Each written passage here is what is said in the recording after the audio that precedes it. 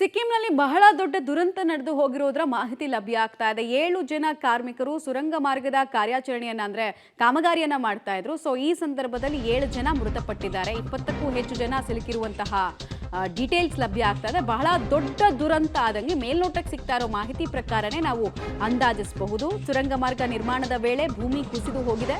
27ಕ್ಕೂ ಹೆಚ್ಚು ಕಾರ್ಮಿಕರು ಸಿಲುಕಿರುವ ಶಂಕೆ ಇದೆ. ಆಲ್ರೆಡಿ 7 ಕಾರ್ಮಿಕರು ಮೃತಪಟ್ಟಿರುವ ಬಗ್ಗೆ ಕೂಡ ಮಾಹಿತಿ ಸಿಗ್ತಾ ಇದೆ. ಅಂದ್ರೆ ಎಂತ ದಾರುಣ ಘಟನೆ ನೋಡಿ. ಭೂ ಸಮಾಧಿ ಆಗಿರುವಂತಹ ಕಾರ್ಮಿಕರ ಸಂಖ್ಯೆ ಬಗ್ಗೆ ಕೂಡ ಆಲ್ರೆಡಿ ಮಾಹಿತಿ ಸಿಗ್ತಾ ಇದೆ. ಇನ್ನು 27 ಜನ ಸಾವು ಬದುಕಿನ ಮಧ್ಯೆ ಹೋರಾಡ್ತಾ ಇದ್ದಾರೆ.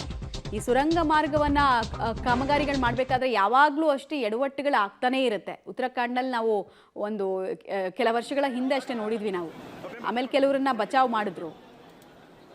ಈಗಲೂ ಸ್ಥಳದಲ್ಲಿ ರಕ್ಷಣಾ ಕಾರ್ಯಾಚರಣೆಗೆ ಅಂತ ಅಗ್ನಿಶಾಮಕ ಸಿಬ್ಬಂದಿಗಳು, SDRF ಟೀಮ್ ಎಲ್ಲರೂ ಕೂಡ ಬಂದಿರೋದ್ರ ದೃಶ್ಯ ಕೂಡ ನೀವು ನೋಡ್ತಾ ಇದ್ದೀರಾ. 27 ಜನ ಕಾರ್ಮಿಕರು ಸಿಕ್ಕಾಕೊಂಡಿದ್ದಾರೆ. ದುರಂತ ಹೇಗೆ ನಡೀತು ಅನ್ನೋದ್ರ ಬಗ್ಗೆ ನಮಗೆ ಮಾಹಿತಿ ಸಿಗಬೇಕು. ಬಟ್ ಸುರಂಗ ಕುಸಿತ ಅಂತ ಹೇಳಿದ್ರೆ ಸಾಮಾನ್ಯವಾಗಿ ಬಂಡೆಗಳ ಪದರವನ್ನು ಅಂದಾಜಿಸುವಲ್ಲಿ ಕಾಮಗಾರಿ ನಡೆಸ್ತಾ ಇದ್ದವರು ಎಡವಿದ್ರ ಅನ್ನೋ ಪ್ರಶ್ನೆ ಕೂಡ ಇದೆ. ನೋಡೋಣ ಏನಾಗಿದೆ ಅಂತ ಮಾಹಿತಿಯನ್ನು ಪಡ್ಕೊಳ್ಳೋಣ.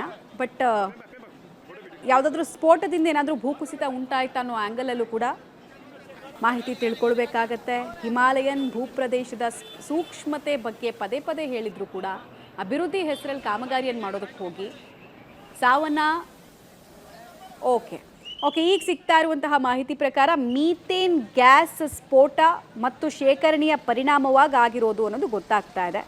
ಅಂದರೆ ನೋಡಿ, ಸುರಂಗದ ಒಳಗೆ ಹೋಗ್ತಾ ಇದ್ದ ಹಾಗೆ ಭೂಗರ್ಭ ಇದೆಯಲ್ಲ, ಅರ್ತ್ ಅಟ್ಮಾಸ್ಫಿಯರ್ ಒಳಗಡೆ ಸಾಮಾನ್ಯವಾಗಿ ಮೀಥೇನ್ ಗ್ಯಾಸ್ ಶೇಖರಣೆ ಆಗಿರುತ್ತೆ.